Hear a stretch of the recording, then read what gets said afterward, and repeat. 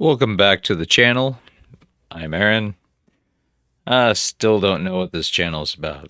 But today, I had purchased a Universal Audio Apollo Twin Duo, and it is quite nice. The only caveat, and I thought I was going to save a little bit of money on this, but I bought a 10-year-old model thinking I was going to be able to benefit from the plugins that I already have. Turns out, no, the Mark II is from the UAD2 batch of plugins and software environment that they were using previously. But it's fine, everything works out in the end.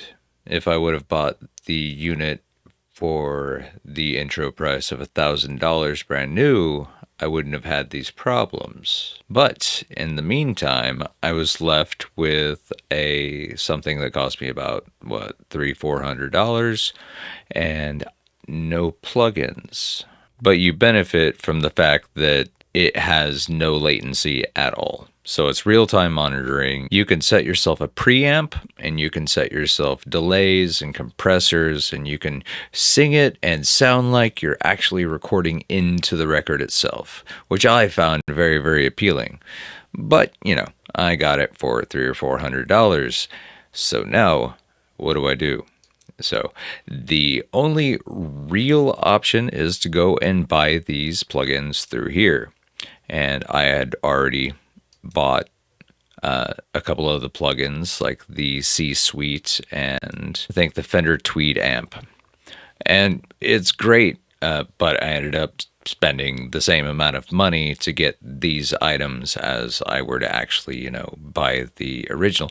But I can't really say that's true at all because I think you still have to buy the preamps, the API preamp and the Neve 1073 preamp you still have to buy. So I guess, yeah, I did save a little bit of money. It's just an extra step in case anybody actually went and bought an older model like I did.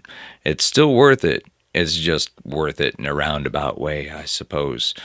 But I like the console, and I like the monitoring system's a little wonky. I've got 99% of it figured out. The other 1% is getting VLC to actually pump through my main speakers. But anyway, no, so far the preamps are great. The leveling is amazing, and I'm actually learning more about how gain staging and preamps work, and the way that the impedance shift and how it can actually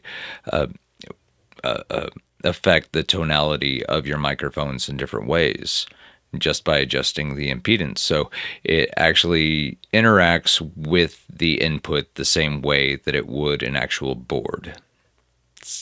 That's interesting in itself. I personally am running a Golden Age Mark III. Golden Age Mark III, I believe that was modeled after the 1073. So it's pretty nice. It saturates well, along with an FMR RNC, which stands for really nice compressor.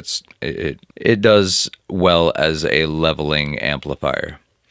So I don't know what I'm going on about, but I really do like the Apollo Twin Duo, and it is a nice replacement for the Focusrite 18i20. The only reason I really bought that one is because it had enough to mic an entire drum set, but you find that to be few and far between when you're just mixing.